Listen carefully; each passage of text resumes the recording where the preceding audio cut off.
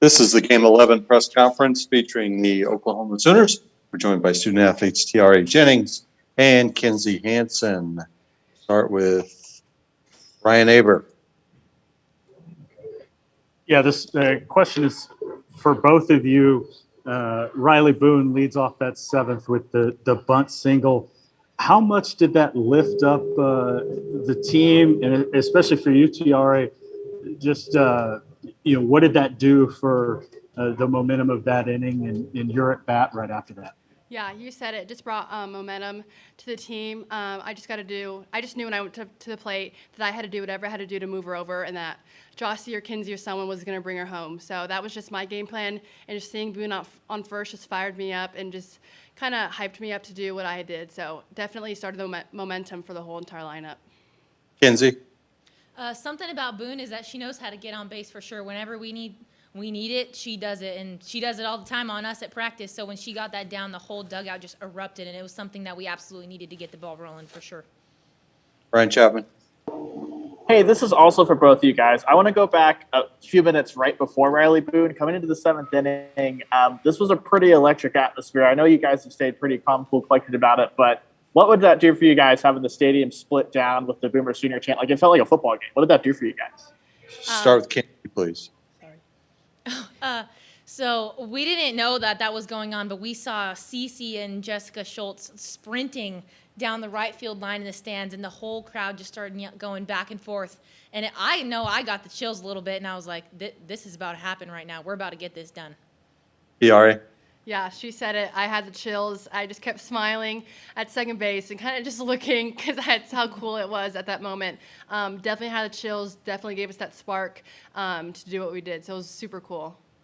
James Hale. This is for, I got a little bit different questions. Tiare, if you could talk about solving Alexander a little bit in this game today and how you went about that. And Kenzie, I'm going to ask you something because everybody wants to talk offense, but you got May going. That first hitter, a little shaky, but you got her going after that. So if you could talk about that a little bit. Start with Tiare, please. Definitely my game plan would just be aggressive.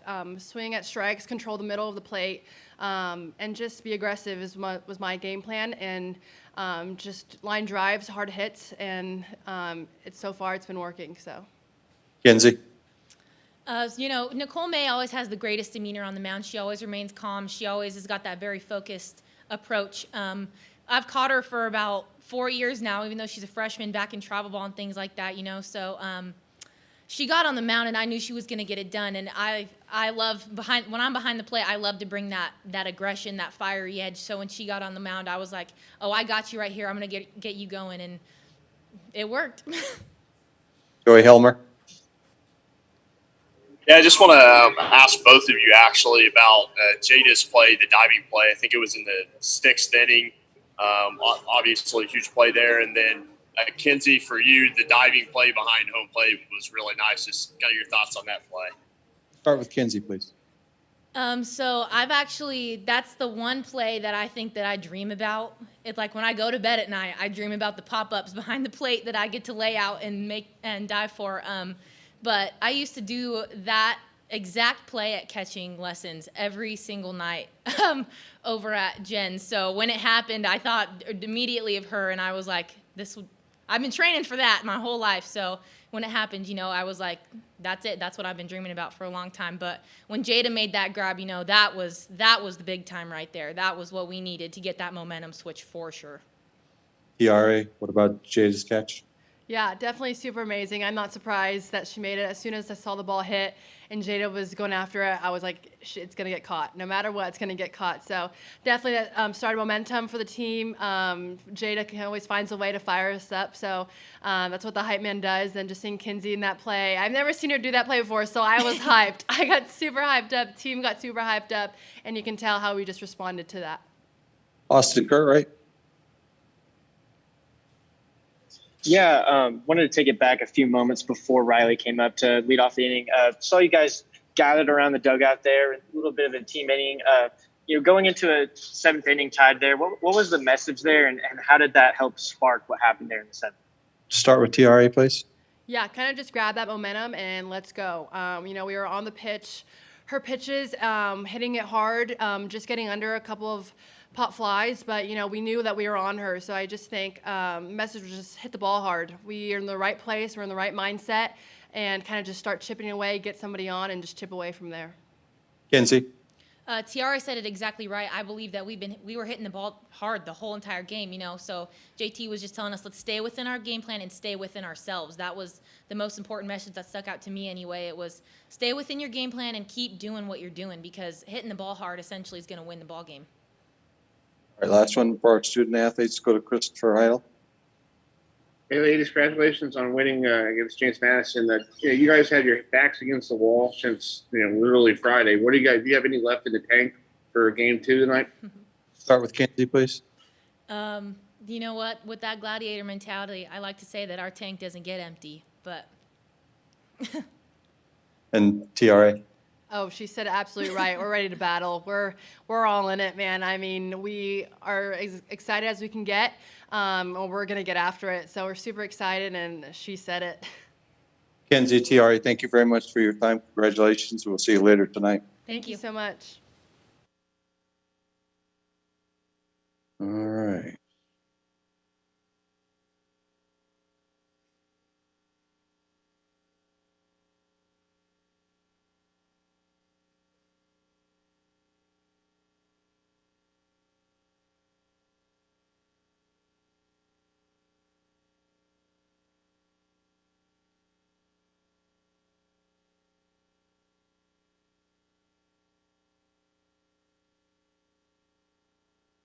Now joined by head coach Patty Gasso. We will begin with Ryan Chapman. Hey, Coach, congratulations on the win. I was curious what you guys did, what you saw from game on Thursday with Alexander in the circle, that the adjustments you were able to make to see her a lot better. It's always a little bit easier the second, not easier, but you have more knowledge the second time around. And having never faced her, we were not prepared for what she was bringing. I think facing Rachel Garcia really helped us prepare for today. It wasn't easy, don't get me wrong. I mean, she still had a lot of our numbers, but I just felt like we felt more confident, a little more prepared with what we needed to do to get to the ball quicker than what we were doing yesterday. Barry Trammell. Yeah, Patty, were you pleased with your team's energy and/or just conditioning with such a short turnaround? And what's tougher, sitting around waiting to play like you did last night, or having this quick turnaround? And is this what you were sort of talking about when you talking about the series needed to be lengthened to give you a little wiggle room for events like last night? Yeah. Okay. I'll start with the. Now I forget. You asked a lot of questions in one. He asked about energy to start energy, with. Were you pleased? Yeah, they were ready. Our goal was just to keep playing and knowing that if we get to Sunday, we are one day away from being in the championship series. So conditioning has been very important for us in the fall and into the spring. Our strength coach has done a great job. Many times we've talked to our team about what you feel, the way your legs feel right now is how you'll feel at the World Series. So we talked about it a lot in the fall, and they understood what we were dealing with. So the energy was great. They were very excited. Short sleep time, very short preparation time. The good thing is we had already played them. Yes, this is what I'm talking about. I just am shocked that Oklahoma State and Florida State had to play a College World Series game that advances you to the semifinals at close to midnight. It doesn't make sense. We're asking questions, why? Because we can't delay it for another day. That's what we need to do. If we're about the welfare of the student athlete, that's what is being preached to all of us, then do something. I don't know who needs to do something, but having these guys get home at 3 in the morning and then prepare for the next day, it completely throws off your rhythm of sleep, of hydration, of eating. It wasn't fair to either team to sit around and wait that long. I've been in that position as well. I just would like to see what other championship does the same thing. And now you're starting to hear coaches talk about this. It's very uncomfortable when we are talking to our players about standing up for what is right, yet what is happening around us is not right. And the players will do whatever you put in front of them. They're not going to complain. They're going to go to bed at 3, wake up at 7, because it's the World Series. But that's not the memory they need to have. You know, does it make you tough? Yeah. Does it show like, wow, we're going to fight to the end? Yes. But that's not. You want to see a World Series where every team is rested and at their best. And we've been doing this for so long, it's tragic. It's just ridiculous, really. I think coaches are really starting to, we just kind of keep silent, but now we're starting to talk about this. It's not fair for our athletes. It's just not. All right, last one for Coach Abby Bitterman.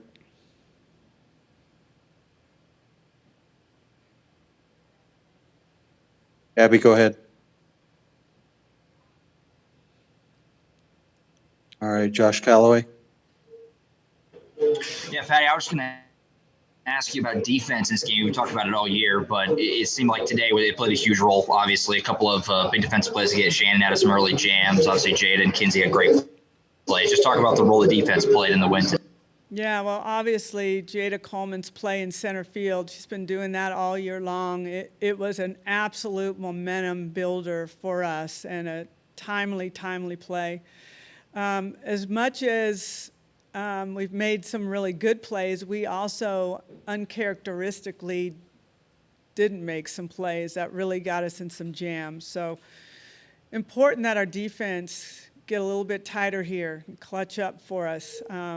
The big plays we'll take all day long, but the routine plays we need those. And we're better than what we showed defensively that let JMU in the game. So we got to clean that up. But we've been known for big plays, and Jada Coleman seems to always be in the middle of that. All right, Coach Gasso, thank you very much for your Thank time. you. Congratulations. We'll see you tonight. Thank you.